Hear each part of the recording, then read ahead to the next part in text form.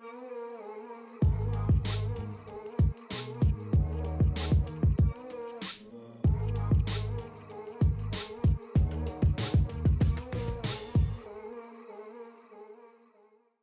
everyone, and welcome to the Searching for Happiness podcast. I am your host, Joseph Grable, and today I have with me audio engineer, recording artist, and sound mixer, Ethan Jacobson. How you doing today, man? I'm doing great.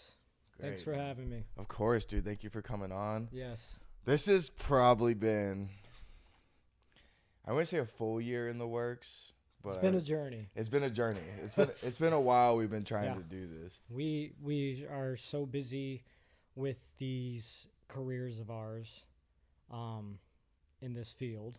Yeah, this unfortunate field. This field of adventure. And constant up and downs. And yes, freelancing is definitely something else. Yeah.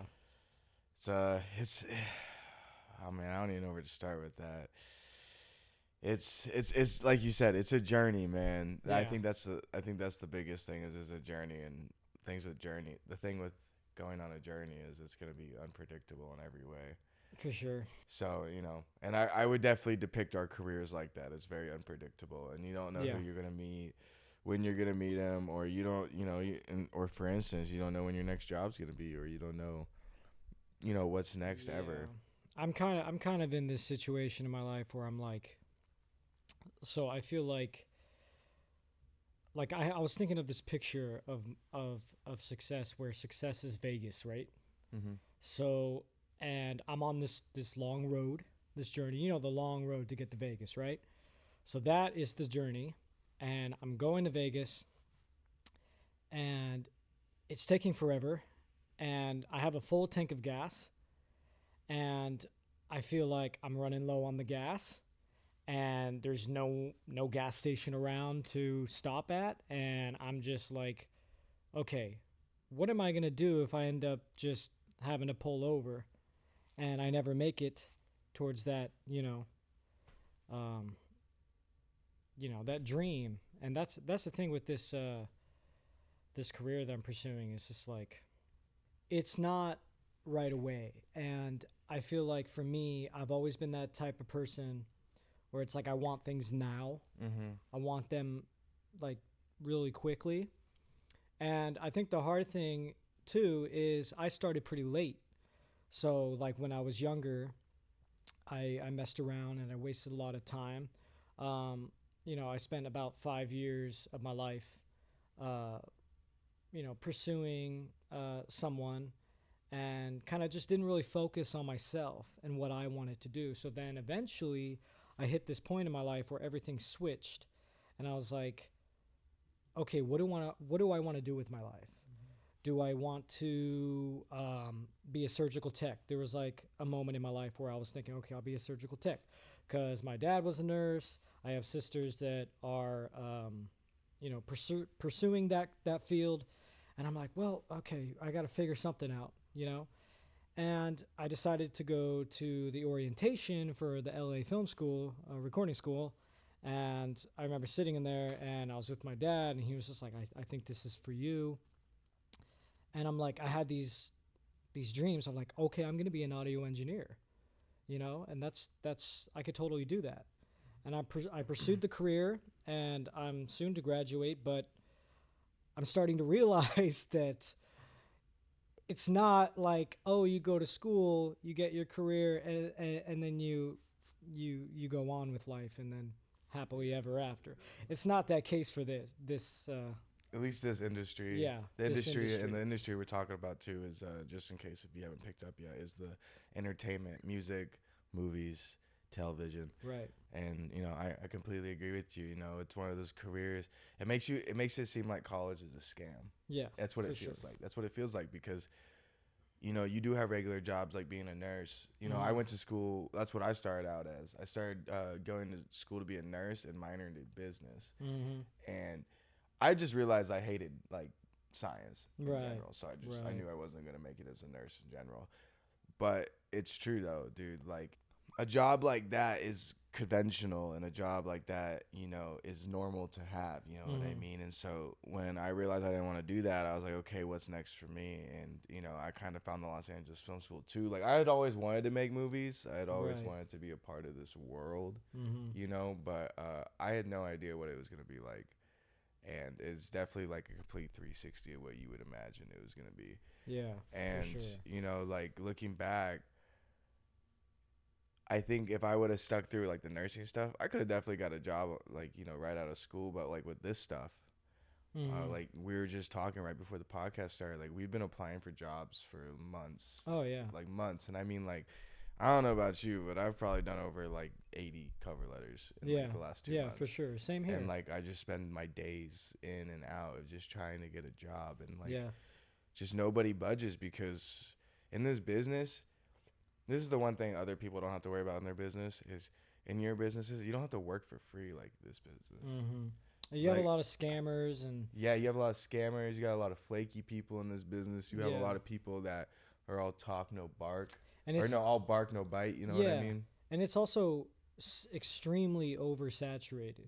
Like I was saying before, is that like, and this is the reason why I'm taking a break off Instagram, and you know, it's just it gets to the point where I'm so focused on trying to provide enough content for people to see that I'm doing something, or finding, you know, recognition in other people's lives, and the likes and the follows and the constant, you know what I mean? The constant posting of content and the need to keep up is super exhausting. And it's making me realize that like my happiness is much more important than, you know, what I'm doing. You know, and it's much more important than what other people think, or what you want other people to see. You know, like I agree with you. That's one thing I guess like I'm kind of happy about. Like I don't like to like flaunt my work that much on social media, because I feel like everybody already does that, and it's oversaturated. It's like you say, And like, to be honest, like this is the thing that sucks about content creation, is you have to make it to be seen. Like the internship I'm working right now, I literally didn't. The only reason I got it was because of my podcast. It wasn't even because of my degree. It was for the stuff for my degree. But it wasn't because, oh, you have a degree. It was because, hey, I saw your podcast and I saw that you talked about this, and then you did this with the captions and this and that. You know, it's funny. A lot of students from, you know, the school that I'm attending never ever get a studio job when they get out. Like, it is very rare. I'm pretty lucky to have a studio job, but even having a studio job and building clientele, it's still not enough to make it out here. You know, 25 an hour studio session, and that's not frequent work all the time. And you know, right now I'm saving money, because I'm thinking ahead where, okay, I got to have a backup plan, and I got to put my, you know, I can't put my eggs in one basket, what I was telling you before. And so I'm kind of thinking of maybe pursuing, you know, another career on the side, something that's more promising. And if I can make, you know, a 6-figure income or close to that, I can live well and be more healthy and be able to create more content and more music for myself. And that's another thing too, is that there's really cool things about being an audio engineer, but there's also a lot of things about it that are just not cool at all, like dealing with egocentric artists that, you know, don't want to pay, want to skip out on that, and don't really respect audio engineers. Like, I think, you know, there's a huge problem right now where it's like artists don't pay their dues and respect to producers and audio engineers, because we do so much for them, and they don't give us enough credit, you know. And I think we're finally coming around and seeing that problem, and rewarding audio engineers. I think you know, that's a good thing, but at the same time, it's still a big problem. It's a huge problem, and like I do Yeah. like BTS like videos for like studio sessions. I see that stuff all the time. The artist comes in, and like half the time they didn't even write the shit, so they really didn't do that much work. Right. And they come in, and they just do their thing, which takes talent to their own capability that I can't do, obviously. But still, it's like you have one job, but everyone else around you has like 10, 20 jobs to do for you. Right. All you gotta do is show up and make music. And I've been taking these I've been shooting those sessions or whatever recently. That are the 4 hour long sessions, and it's with I forgot the producer's name, Grable or something like that. He's one of Kanye's producers. Nice. Yeah, nice. you know who I'm talking about? Yeah. Yeah, Grable. Yeah. So he's been teaching a class at the studio. I've been kind of doing internship for, and he literally discusses that he's like, artists literally just come in and like they're just assholes and like just kind of like not every artist, but he's like, for instance, he's like Travis Scott, for instance. Like when I work with Travis Scott, no. Yeah. Wow. But I don't want to say too much because I don't want like bad blood to be out there. But Of course. that just goes to show though is like it like we were speaking earlier today is like there's so much entitlement in this industry from people that put in such little effort, and it has like a revolving door around them. Right. But like nobody around them gets the credit like they deserve. And that's what's making me frustrated about this business too, is you watch, there's nothing wrong with it. Like there's nothing wrong with having money and like coming from a cool place, like a wealthy place. There's nothing wrong with it. Like, I mean, some parts of my family are wealthy. I don't benefit really from it, but some parts of my family are wealthy. And, I just feel like there's like a sense of entitlement now when you have a certain amount of money, and like people just think they deserve like this amount of respect for some reason. I see it all the time when I go on sets or in studios. Like people just automatically think you're gonna respect them, but it's like no, like you're a jerk. Like you know what I mean? Like I don't want to work with you. One thing, and I deal with that problem too, but there's this book, this audio book that I'm reading that's based on self-sabotage. And there's a part in chapter 2. I could share the name and everything. Let me see. If anybody wants to read it, let me see. Audiobooks. Oh, I gotta go here. Also, while he's doing that, you can also find this podcast on Audible. Nice. Yeah. So the book I'm reading. Okay. Yeah, I'm on chapter 5 right now. The Mountain Is You by Brianna West. It's really good. Transforming self-sabotage into self-mastery.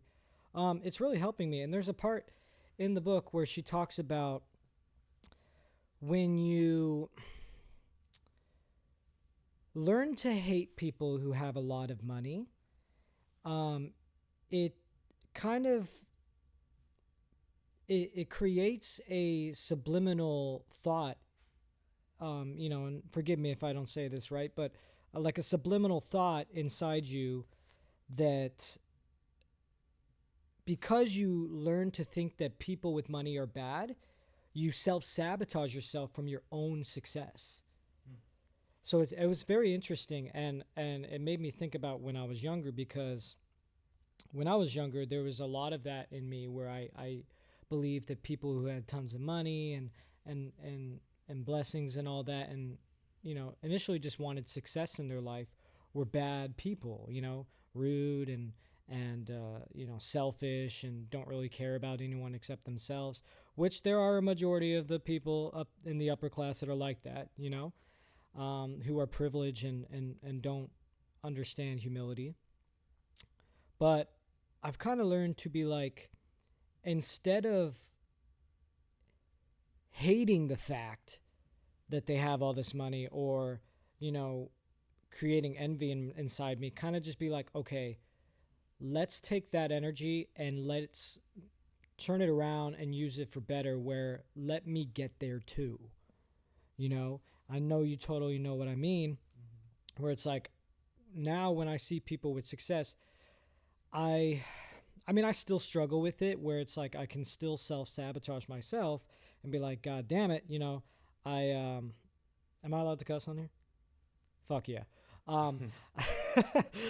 I'll still be like, I still struggle with self-sabotage sometimes, but I'm learning to refocus that in a positive way. So it's and it's important for me to not focus so much on other people. I have a very addictive personality. I do too. I've really learned that the last few years. Yeah, and I could get very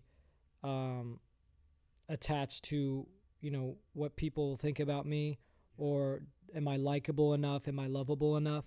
And I can get consumed by that, and what other people think about me. So that's why me taking a break on Instagram, I really think is the best for me. I'm still going to be active. Like when we put this podcast out, I'll post it, and then the minute I post it, I'm taking Instagram off. Yeah. And I'm like, yeah, I'm taking a break. But see, it's been like a day of me not having Instagram, and I'm already feeling like better. I can focus on what I really want to do now, and really think about, okay, me doing a second career, is this good? Because I want family. I want me too. Stability, because these are the things that deep inside me, as I've grown older and matured, that's the one thing I know that I truly desire, is having a family, building that, because I've been out on my own, and I started very young going out, and I from a guy that used to run away from his family, I've learned the truth that really all this stuff out here, pursuing yourself only, is just going to leave you, empty and miserable. And I have a big family, and, I understand the importance of family. And I think the sad thing is that this generation is losing that understanding of the importance of family. And a lot of people are 100%, miserable, and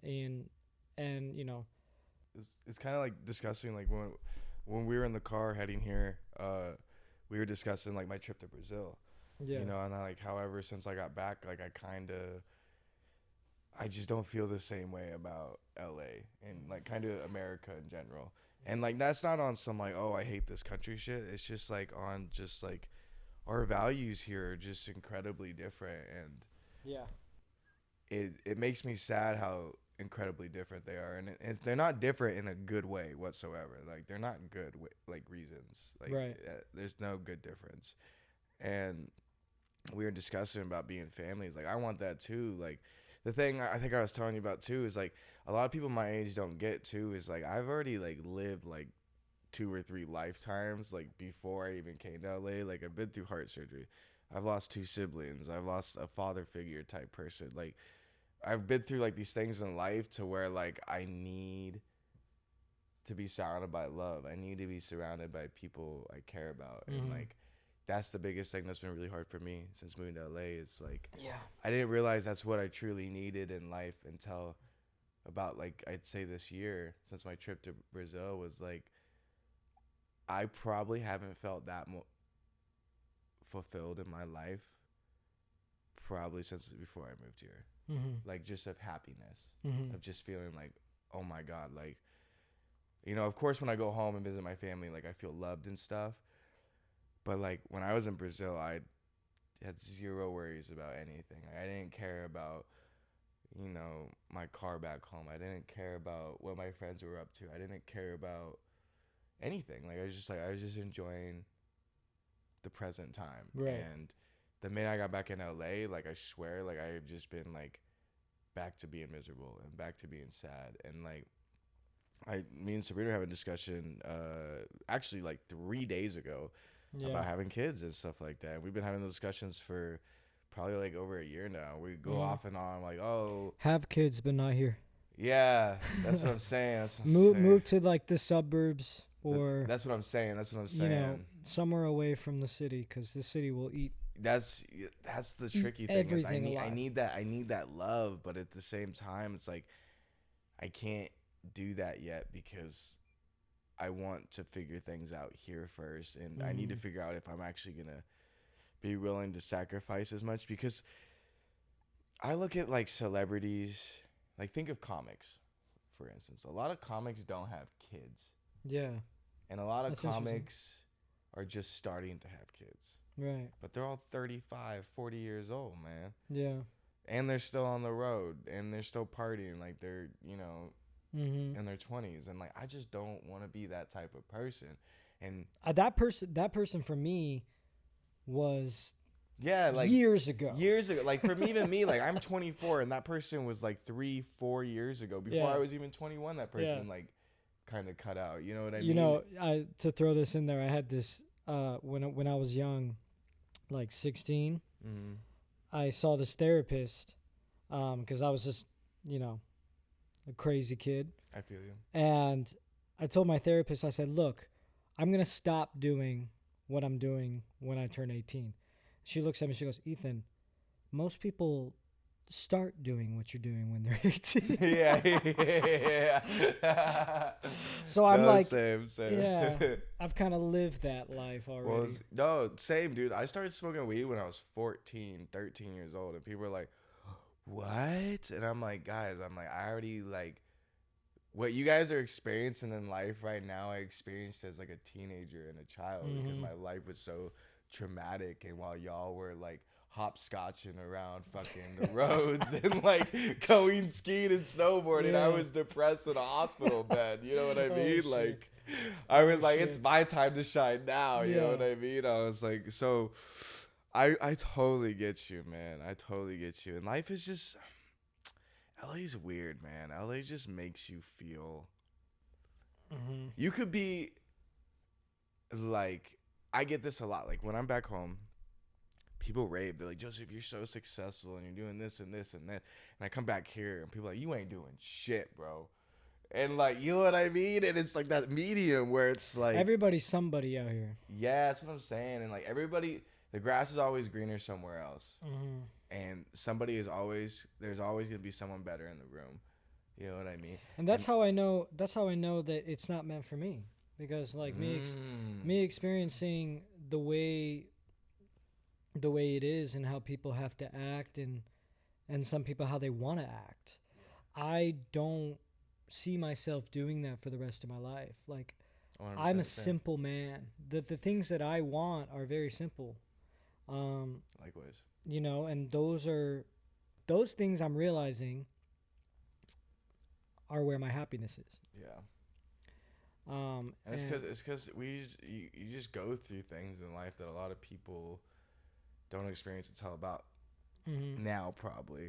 You know what I mean? I gotta share this story. So, speaking of family, you know, my parents, when my dad got here, he came from Sweden, and he had no education, he had no money, no help, and he was seeing my mom at the time.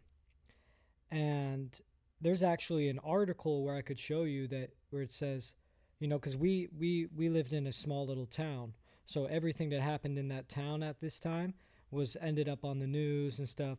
Like when my mom was pregnant with, you know, quadruplets, that was on the news. That was a huge thing. So in this article, you know, you can see that, Martin Jacobson coming from Sweden, they're about to get married, Kimberly and Martin. He will be seeking employment once he gets to the U.S. And a lot of like my mom's friends, she had told me that they didn't think it was a good idea to get married to someone who doesn't have employment, you know, is barely understanding English. I mean, imagine a situation like that in this generation, because we're so like, you know, privileged, and we need someone who has it all together. We don't understand family at all, and building something from the ground up. You know, when you plant a seed, you got to water it, watch it grow. And, you know, right here, I have a bamboo. It's Chinese bamboo. And when you plant Chinese bamboo, it doesn't grow for 5 years. And so the reason I got this is because it's how I see my life, where it's like you plant it and you're like, why isn't it growing? I'm watering this bamboo, but it's not growing. Mm-hmm. But what you don't see is the roots are growing. So underneath the ground, it's building a foundation, and it's building its strength. And so after 5 years, guess what happens to that bamboo? It shoots up, and it grows so tall, so fast. I love that. Yeah, and that's the importance of understanding time, and growth and all that. But anyways, back to what I was saying, is that my mom put my dad through school. He decided, I got to do something instead of cleaning carpets in LA, because that's what he was doing. I was born, and they were living in a tiny little trailer home, and my mom found mice poop in the crib and is like, okay, we can't live this way. We got to do something. And so she put him through school. Mm-hmm. And there was no problem with that. There was no judgment. But what mattered is that there was a goal and there was a team. And something like that is what I desire. I desire a team mate, someone that believes in success and growing together regardless of the bumps in the road, And people call me crazy all the time because I got married so young, but it's like everything you literally just like described is what fits with Sabrina. You know what I mean? Mm-hmm. She's from Brazil. She's from the favela. You know what I mean? Yeah. She understands what it's like to. She understands the concept of family. She understands the concept of what a family is actually supposed to be. Like the love that is supposed to garner. Yeah, that's super important. The type of empathy you're supposed to garner, even in the most stressful situations. I can't tell you how many times I've been in like rock bottom moments, and Sabrina's just like, "It's okay, we're it's like she's like, I'll just pick up an extra shift. It's okay." If like something needs to be done, it's like you just can't find people like that out here, and like honestly, let alone in this generation, half the time, and it's like. It's upsetting. It really is upsetting because, like you're saying, it's like you want to plant this seed with somebody, but everybody wants a seed that's already been planted. Yeah. And already been or they don't want a seed at all. They just want to do it themselves. Yeah. But it's interesting. We're gonna have a very lonely generation. Yeah. Like I think when we're all like old, I think a lot of people are gonna be either alone or they're gonna be just with somebody that they didn't want to be with. Right. At the end of the day. Well, it's funny to add on to that. It's like you think about, countries that have a really low marriage rate, like Japan is extremely low. And guess what it's high in? Suicide. And it's like, if you really, think about it, places where this idea of family starts to crumble is usually when things go bad, like even like if you want to think about like history, like Rome, and there's a lot of people that there's not enough evidence to back up that this is the reason why Rome fell. But Rome fell from the inside because there was a lot of talk about the loss of family. I'm thinking concept, but just your typical husband and wife having kids and all that kind of just went out the window. And actually, wives were starting to be more independent in themselves, wanting to be more wealthy, not need a husband and all that. Sons started killing their dad, and everything just went down the drain. And everything became very like all about sex and pleasure, and all these things happened, and everything in Rome fell. And it's very interesting to think about, like, this generation. It's almost like that we can see ourselves following the same avenue, like the same way, and everything kind of circles back around. Like nothing's new. I think the only thing that's new in this generation is like technology, which makes it even worse because everybody's connected and everybody's got something to say. And don't get me wrong, there's like great things about this generation. Like I love TikTok. I love how funny people are. Like that is Mm-hmm. the greatest thing ever. You can Like define, yeah. I love you can genuinely like, comedy. yeah. The thing I love about TikTok and Instagram is you can genuinely connect with people that could be in like Arkansas, or it could be in Tokyo, or it could be in Sao Paulo, or they could be in Antarctica, or wherever the fuck. You Yeah. can genuinely connect with somebody and know, like, not know that person, but see a side of their personality, whether it's like depressing, whether it's comedy, whether it's anything. Like you say, like a comedic video.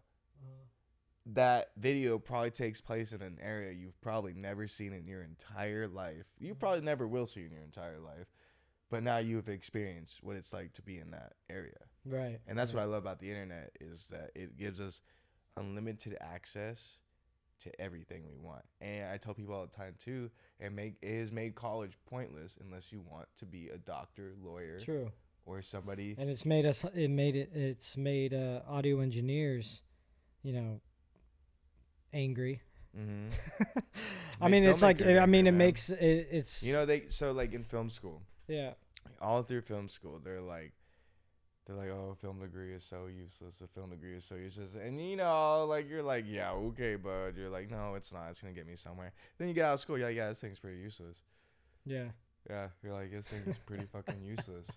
Yeah, I was like, yeah, it does it. Like I said, like my internship, I didn't even get that from my degree. I got that from my podcast. Yeah. I didn't even, and my podcast is something I started on my own. Yeah. Did on my own. No school needed. Figured it out all on I my know. own. Went I on know. YouTube University and figured it all out. All out. Everything, like, that's the that's the thing thing. I argue with Sabrina about, because she just has like this thing where she wants to go back to school. Mm-hmm. And I think it's like a kid, like for our kids type thing. Like she wants them to know we're successful. Yeah. But I think now that I have mine, I think she's kind of like leaning off of it more, because I'm like, we're in the golden age of information. Yeah. Like everything you could possibly ever want to know is at the grass of your fingertips on your cell phone. What does she want to go to school for? Like marketing and stuff.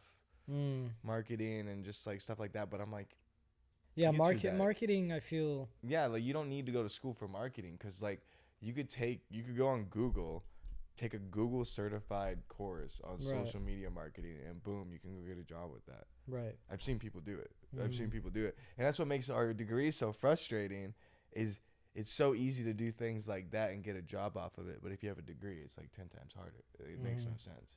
Right. It makes zero sense. Yeah. Yeah, 100%. It's an interesting time to be in the entertainment industry, and I don't want to get burnt out, but at the same time, it's like, it's just rough. Yeah. It's a rough place to be. It's a rough place to deal with.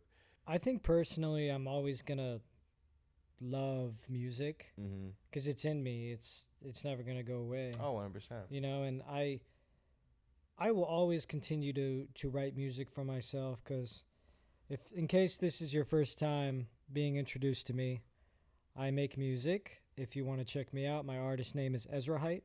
His links will be in the description below. Also, you can find. So right below. yes, I make alternative music. I have a song coming out with this artist Sozi. Okay. Super exciting. We've been working on it for a while. It's been in the works. But it's amazing. It's EDM. Ooh. First time doing that's awesome. EDM project. So yeah, it's beautiful, and it talks about a lot of what we've just talked about. When it comes to family, marriage, and in a sense, it's more wrapped around like love. But the song is called Skyline, so I'll leave it at that. But I can't wait for everyone to hear it.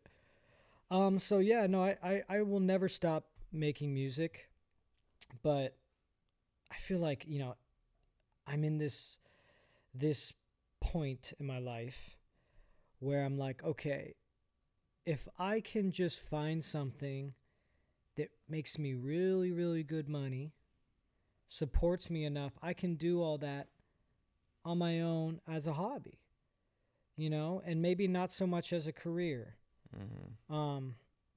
Well, it's like you were saying earlier. It's like once something becomes your career, your love for it is eventually gonna die. Exactly. Yeah. And it has. It has. Like I was telling you on the way here, I was watching Cocaine Bear last night, and it was funny.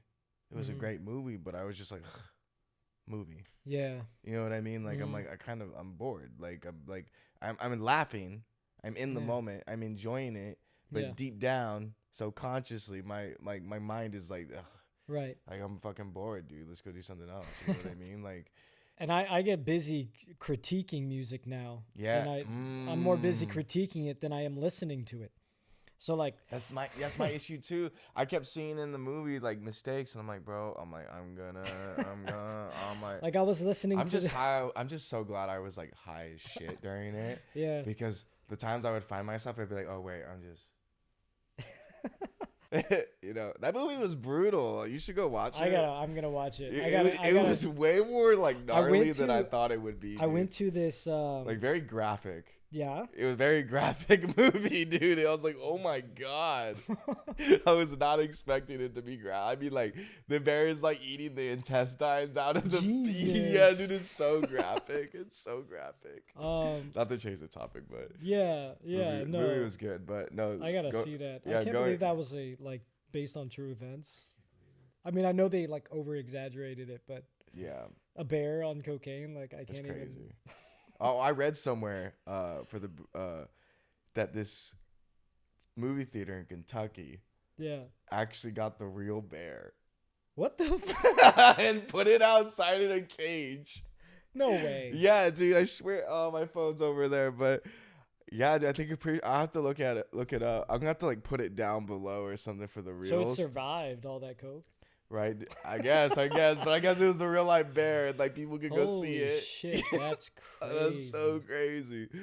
But the movie was good. But anyways, going back to it, I just kind of just like watching through that movie. It was incredibly enjoyable. The whole theater was laughing. I was laughing, but deep down, like I'm tired of movies. Like I'd rather fill my time. Like I was telling you, like I'd rather like just start experimenting with new things, like experimenting with music myself, or just like learning to write better, or just different things, because like I've been in this entertainment industry for like 4 or 5 years now, and it feels like it hasn't gotten anywhere. Even though it looks like it's gotten somewhere, it doesn't feel like it's gotten anywhere. And now I'm at a point to where I'm just really tired and I'm exhausted.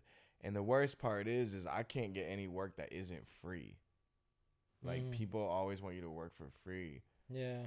It's not respected enough how it should be. It's not, no. And like I just like when people ask me now to work for free, I just view it as like disrespect, because it's just like, dude, like I know you're getting paid. I know you're getting paid, bro. Yeah. I know you are. And so for you to come up to me and ask me to work for free is so disrespectful, especially when you know I have more bills than you probably do, because you still live at home and shit. You know what I mean? Like that.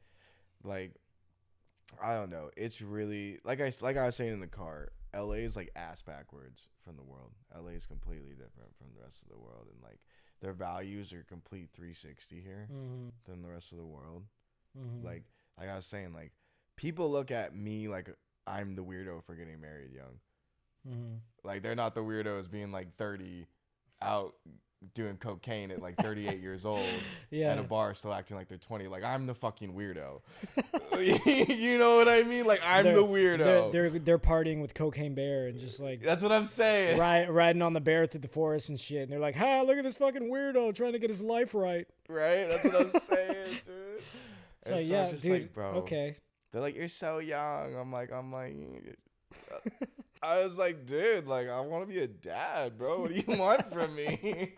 It's like, dude, I just want to have a kid. What's no, for sure. And you know, speaking of like kids and stuff too, is like I was saying earlier too, is like I read a study too that more kids you have, man, the more money you're likely to make. It's just like a way of the universe kind of rewarding you. That's super cool. Like if you really think about it, like I challenge anybody like listening right now to really like sit down and think about yourself or anyone you have kids, and think about how much more money you started making once you had another child. Like, legit, I got a big family. Yeah, like my sister, Kaylin, when she had her first daughter, I love my sister for this. My sister Kaylin is probably the first person I've ever seen this firsthand do this in my life.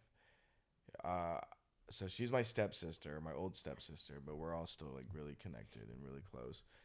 And she had a daughter when I first met them. She was pregnant with her.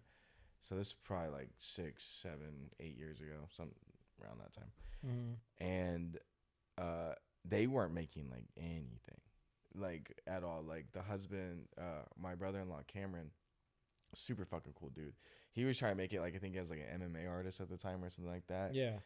And they were just like dead broke and like going paycheck to paycheck. And then like Maddie came around, and then like Cameron kind of got an idea like, oh, I'm gonna start my own business. You know, I'm gonna try that.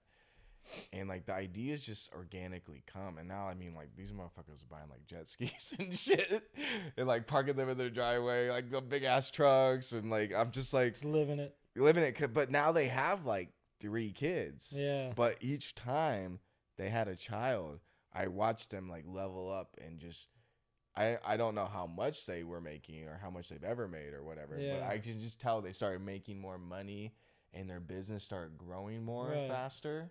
Because you don't have time, like, when you have kids, you don't have time to focus just on yourself. Exactly. And I like that. Like, I love that. This focusing on myself shit, I've been telling all the time. Yeah, it's exhausting. It's exhausting. I'm not the person to be selfish. I'm not a selfish dude. Like I need something that I need something to live for, really. You know? And it's important, I think, to understand that, like, you know, before doing that, you want to learn how to take care of yourself. Yes, of and course. learn to love yourself. And that's what I continue to do every day. And I don't think I'll ever be, you know, that's the fucking thing. At the best point. I don't think you can ever just like truly be completely fixed or completely. Yeah, you're never gonna be just completely healed fixed from your shit. Yeah. And like people are always like, oh, you should do this and this before you have kids. It's like I don't think any human being on this planet can achieve everything that is expected of someone before they have kids. You know what I mean? I do agree with it. Like I don't want my shit to be haywire, like my brain to be like depressed as shit when I having a kid. Right. You know, I want to keep going and going. I would say though, it is a little scary thinking about raising kids in this generation. Oh yeah. Like there's it's very scary. Yeah. Me and Sabrina talk about it all the time. There's a story about it recently happened on a bus where there was this kid like 9 years old just beating the shit out of like this girl. And it's crazy, 9 years old, and this is happening. Like I can't think about what I was doing at 9 years old. I know, dude, and it's so scary. Not to get deep, but it's really scary too. Just taking your kid to school now. Yeah. In America is just. Yeah. I'm sure horrifying. Like my sister, like, is just like Bend, Oregon is where we're from, like where my sister lives. She's like, it's a peaceful area, but it's getting more and more dangerous, and like, you know, like the kids are fucking. But see, it's this country, bro. Not to interrupt you, but the thing that so I think about, like, there was a situation once where one of my sisters threw a truck at my other sister, like a toy like truck. like a big toy truck. Oh shit! Okay. And like just smashed her in the eye, and she like was bruising, bleeding. It was bad. My brother threw a GameCube at me one time. Yeah. So I mean, kids are gonna be kids. Yeah. But it's like, what I'm worried about is not so much that. It was this. Like everybody on the bus, the kids are doing this. Yeah, they're not even helping. They're filming it. They're not even doing 9 years old. Oh my gosh, someone's getting beat up. That is what scares me. It's the idea that we are losing compassion, and we are losing the sense of what is right and what is wrong. You know, you can't really say something is right and wrong, because really everyone has their own kind of belief system and stuff, and we got to work around that. But I really do believe initially, like, we can't lose. It's the fact that we are losing sense of, you know, what's right and wrong. Like, really, you're becoming numb to it. It's like we don't act surprised anymore. And I've noticed that about myself. It's like when I hear about a school shooting now, if that happens again, it's happened so many times. And I'm just like, I sit there and go, oh, here we go again. Mm-hmm. But now I'm like trying to remind myself, no, get surprised.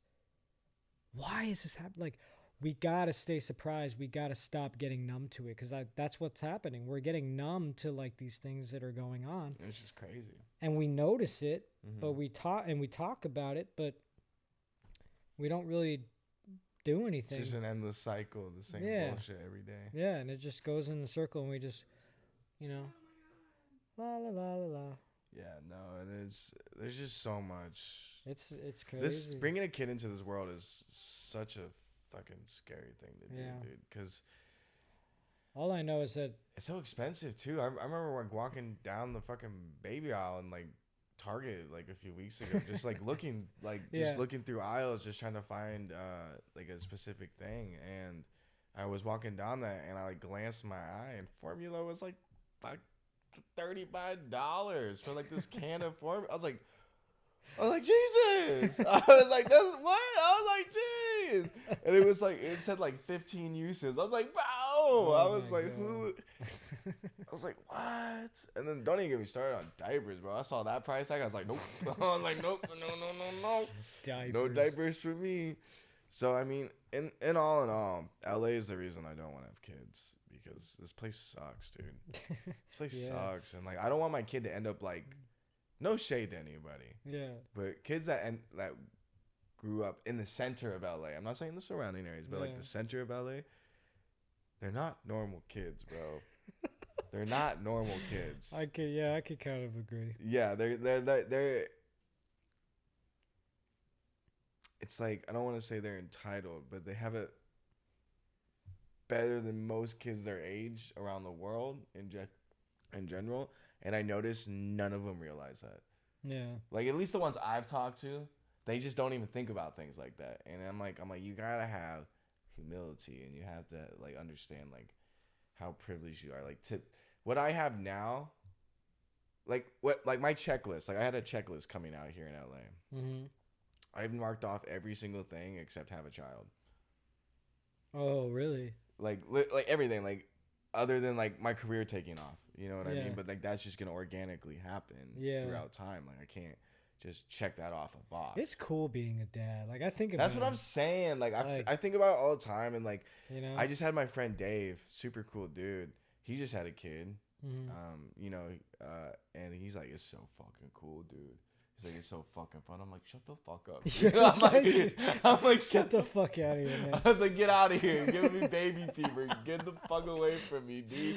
He's just like, being a dad is like the coolest thing. I was like, dude, stop it. Stop it. Like, don't make me. No, me and Sabrina talk about it all the time. And honestly, we're probably going to have kids like pretty soon, but she wants to find a career first. Yeah, that's important. Do that. Yeah, Like, and really, I agree. Really I agreed to that. I was like, all right, so probably like next 2 years. I think that's why I'm thinking I think about 26 doing my is second career, because I'm like, if I really build a foundation, then I'm setting myself up to have what I really want. And then like in your 30s, like you can just build and build and build and build. Yeah, like we got all our 30s. That's literally what my sister and brother-in-law did. Like, my brother-in-law, the ones I was just talking about, like his whole 20s, like they got pregnant when he was probably like my age. Mm-hmm. So like, and he just started slowly like figuring it out, and then now he's like 30.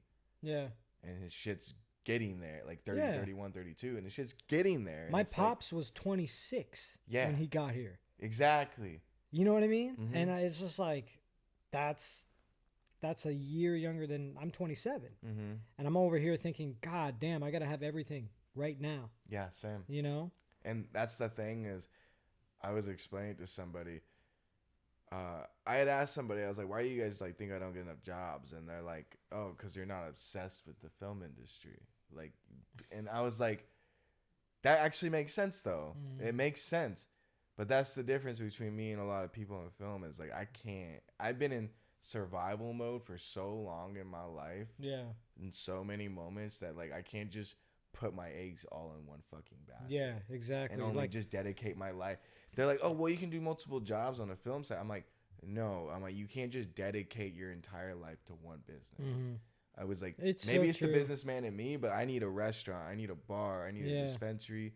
I need rental properties. I need all these things by the time I'm 35. Mm. And getting somebody coffees on a film set while getting screamed at because the coffee sucks that I have zero control over is not going to help me get there in any way.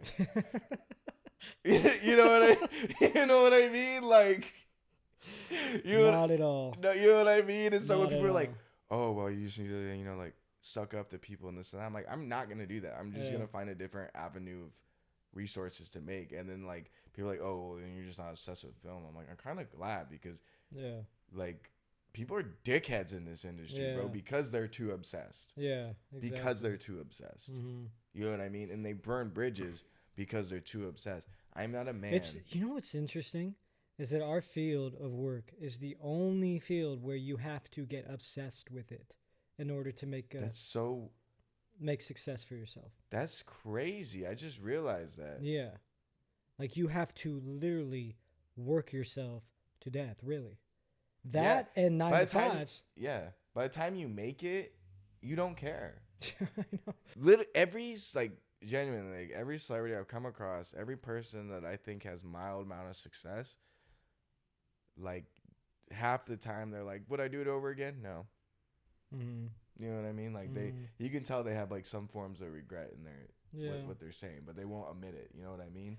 I would say, I think for me, I'm really happy the decision that I made by pursuing audio engineering. I'm very happy I decided to pursue this. Yeah, well. I'm very happy about what I've learned and knowing what I do. And now I want to learn something new. You know, because I didn't really realize at the time that I didn't realize at the time that once I got there, I wasn't going to necessarily love it as much. You know, it started with an idea. And now that I have that, I can now I could jump into something understanding that, okay, I may not love this as much. You know, it may not be the happiest career ever, but if I could find something that, you know, makes me really good money, then I can so basically with that idea is that I can make what I do now more of a hobby so I can enjoy it more rather than it just being my full-time work. You know, and I was bartending and I was making really good money. I was bartending in LA. I was able to pay off debt, like credit card debt. I paid off all my debt. And there was a point when you bartended. Yeah. And there was a point where I was like, I don't want to do bartending anymore. I just want to do music full time. So I quit music. I was able to get a job engineering. But then once I really started doing it, then I was like, okay, this isn't what I want to do all the time. So really this life is, you know, it's such a journey, man. And you never really know until you know. You got to constantly keep creating avenues for yourself. And trying things out and not letting fear get in the way of it. You know, because, you know, if you let fear block you, you're never going to let yourself grow. You're never going to give yourself the chance to grow. I agree, man. And, like, I tell people all the time, I came to LA to be successful. I did not come to LA to be famous. I came to LA to be successful. Yeah. You know, and that's why I gave up, you know, for a while I was pursuing like, you know, the music that I make. I was pursuing that as like trying to really blow up, like pop off, like on reels and shit. Like, But I realized that, you know, it's not me anymore. I don't want to be, you know, famous. Yeah. If it did happen, that would be great, I guess, you know, but I don't want to necessarily be, you know, known for that. I think I'd be okay. Like, when I first moved here, I really wanted to be famous and just be like, you know, just stick it to the man, you know, just show people back home, like, oh, you know, like, I fucking did this, fuck all you know, like, and, like, I still got because, like, people could, I still feel like that I'm sometimes. still like, you know, you guys just wait, you just watch. Yeah, because people, I'm working in secret now. Right? No one's going to see me on the gram. I'm working in secret. Yeah, so that's what I wanted to do too, is, like, that's what I was trying to do with this. Is like this. That's what makes it hard for me to leave Instagram. Is like I'm doing this now, and I have to post this to like get listens. You know what I mean? And like I have to be progressive and like I don't know, but like if I didn't have to, I would definitely just take some time and just take a big fat breather from the world and just like focus on myself. And like I mean I am to a degree, but I love travel too, man. I miss traveling. Ever since I came back from Brazil, yeah, I've just my like life just different, dude. Like oh man, it's so my different. My mind is just different. Like it's just like I can't tolerate going on a film like shoot anymore and someone treating me like shit because their ego is flaring up. Oh my gosh, you know I met mean? Like one of my favorite places I've been is London. I met this girl in London, and she had come from the Ukraine, and you know how bad it is in the Ukraine. So she was just by herself, and she doesn't see her family or anything. And she, you know, it's really cool meeting someone like that, and they're so like she's so kind and humble, and you know, she got to meet my family too, and she just became a really cool friend. But it's like it's really cool when someone has an understanding of, you know, other people's blessings, and like her not being able to see her family, and makes her understand, you know, the importance of it. And yeah. Yeah, you know, no, I wish there was 100%. more of that here. Yeah, I do too, and like I'll be the first to admit, like when me and Sabrina were first, I'm gonna straight up say like I probably the first 2.5 years of our relationship, we've been together for we've been together for like 3.5. So majority of our relationship, I never understood, and sometimes I would get mad, like legit, I would get upset because I would want her to like to give me attention or something stupid reason, but she would be on the phone with her mom every single day. Every single day I've been with this woman, she has not missed a day being on the phone with her mom. Dang. And to me, like, I used to think that was so annoying. Yeah. I was like, girl, I'm like, can you just not for like one day talk to your mom? Like, and like get off the phone and like focus on this situation at the moment. And then I like, as time progressed, I never really understood it till I went to Brazil, and I understood what family actually was. Like I love my family, but my family is disconnected. Yeah. In a lot of ways. Like there's divorce, there's some of them hate each other, some of them. When I was in Brazil, they could hate each other but still went up and loved on each other. But they're straightforward. They're they're like they won't like each other, but they'll still say hi and they'll still give love, but then they'll go their separate ways to like the party or whatever. Yeah. But it's just like something like that is like you don't see stuff like that out here at all. Like if someone doesn't like you, they just look at you like I don't fucking like you, and then like they make you feel bad about yourself, and then like it's just like that. It's like ever since I got back from Brazil, my whole perspective on just like life is just different, and like what I'm willing to put up with. Am I willing to put up with some egotistical guy that wants to be a director, like use me and make me work for free?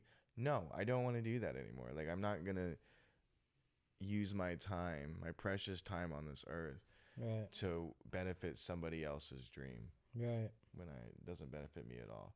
So ever since I got back from Brazil, I've been really like keen. It sucks though because nobody's hit me up for jack shit. But when I was offering myself for free, everybody hit me up. But now that I don't, nobody hits me up. You know what I mean? And I think that sometimes you just have to sacrifice that because you just have to send a message, man. It's just like, one, it's too much sometimes too. Like the industry itself is just too much. And I don't know. I totally agree with what you're saying though. Like I want to find that revenue. Like I'm probably gonna get into real estate. Do it. I'm gonna try to, cause like do it.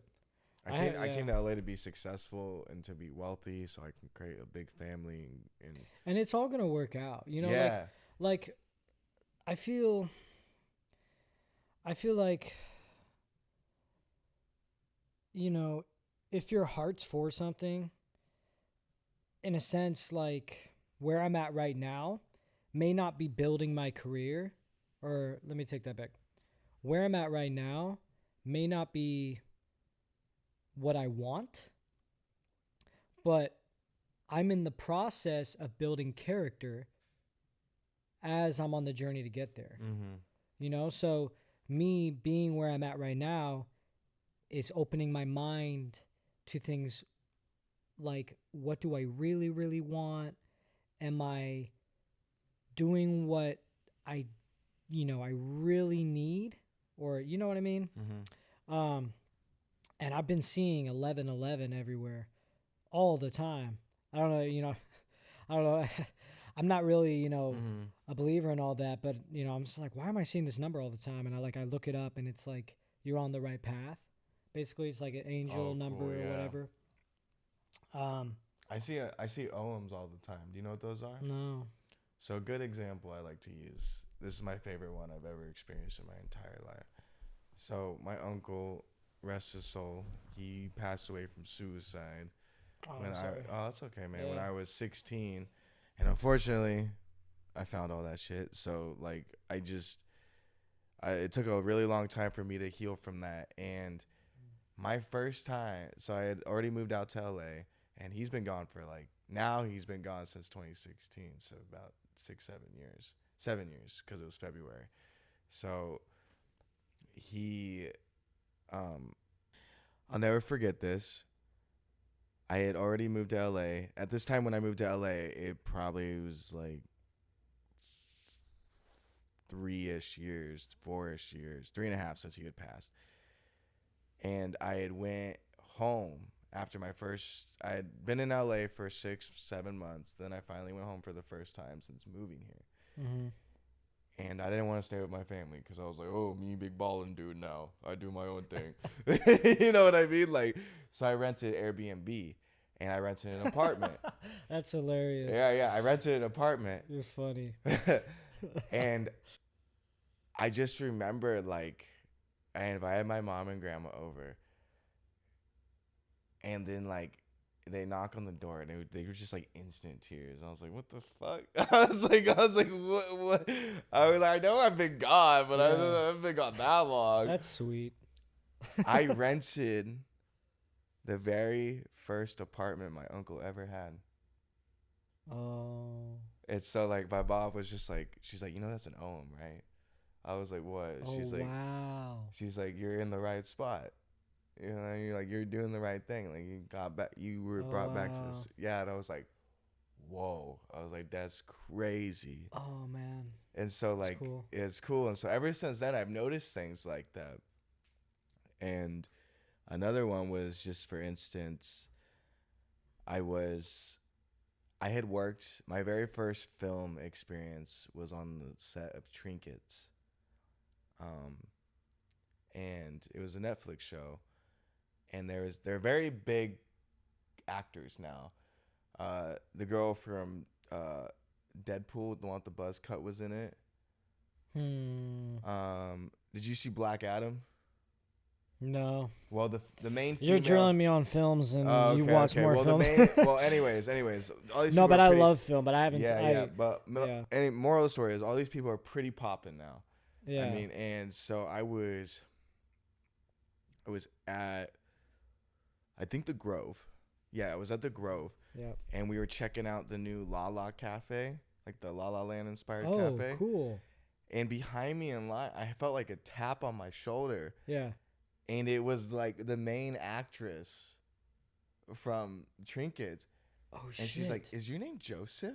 Oh, shit. And I was like, yo, this is like 4 or 5 years ago. I last saw her. Holy shit. And I was like, yeah. And she's like, did you work on Trinkets? I was like, I knew who she was. Yeah. I was like, yes, I did. And she's like, it's so good to see you.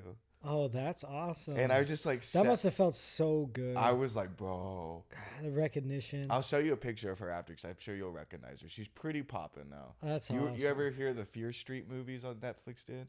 No, but I'll check them out. They're horror movies, but she popped off from those. She has a new movie coming out too. Wow. But I was just like, all my friends were like impressed and shit. Obviously, they're like, whoa. They're like, I was just like, sitting there, I was like, wow. I was like, She even told me, she's like, just take this as a sign you're supposed to be here. as she like left. I was like, damn. All right. Well, So those are like don't ignore owns. that sign. Yeah, that's what I'm saying. Those are like owns when you have experienced something before in a different setting, but experience it again in a whole nother setting. I guess you could say like that's the non-scientific white trash way to say it. I guess you could say. That's my language. Right. But nevertheless, man, unfortunately, our time is running out. Yeah.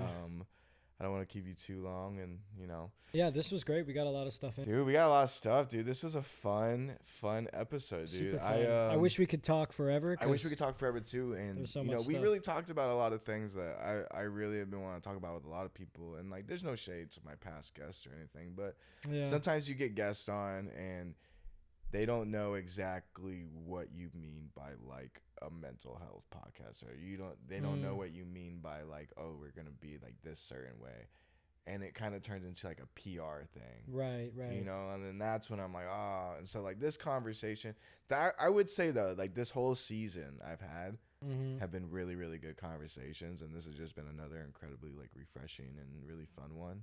Yes, but a lot's been on my mind, and it's nice to be able to talk about it. Yeah, this is like my therapy because I can't afford therapy. So yeah, no, I it's the truth. Yeah, no, I mean, I got that health insurance by Obamacare, but it's still expensive. Oh yeah.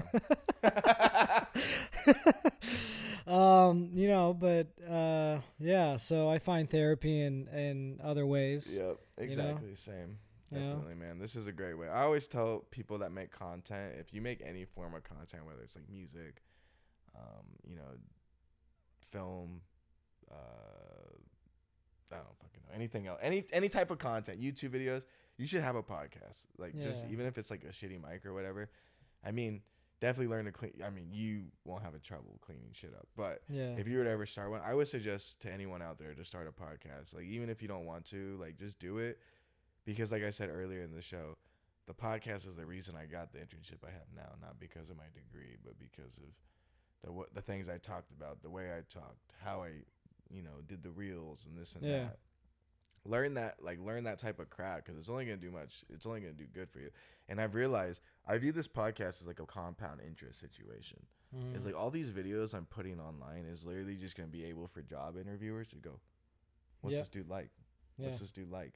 It's like perfect. Like it's a perfect setup. Like that literally was explained to me in the job interview I just had. So like, they're like, yeah, we just watched you and just watched to see if we thought you were a good enough person. And like, and so like, anyone making content, shit, man, even if you just own a business, you got to throw this in there. But another thing that drives me crazy about Instagram is the constant advertisement based on whatever you're doing. I think the entertainment field is, they got it the worst. Like, I don't think there's any electricians that go on TikTok and just see electrician. You know what I see all the time? Producer, audio engineering, all the fucking time. And then all of a sudden I'm like, God, I don't want to fucking do this anymore. Jumps off a roof or something. It's just engineering. Producers, show me your old studio. Now show me your current studio. Like, Jesus Christ. Like, I'm tired of it.